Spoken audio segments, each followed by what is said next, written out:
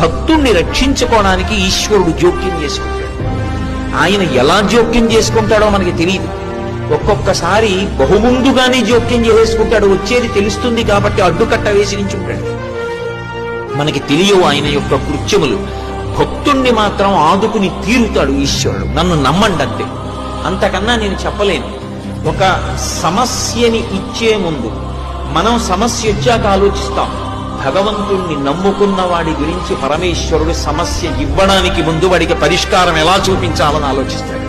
నన్ను నమ్ముకునున్నవాడు వాడు పాడైతే, అందుకే భాగవతంలో అష్టమ స్కందంలో అంటాడు, వాడు నా కొరకు రక్షింపవలయువాడు. వాడి కోసం వాడిని నేను రక్షించట్లేదు, నా కోసం రక్షిస్తున్నా. అటువంటి వాడు పాడైపోతే లోకంలో భగవంతుడున్నాడు అని ఎవడు నమ్ముతాడు? నమ్మడు.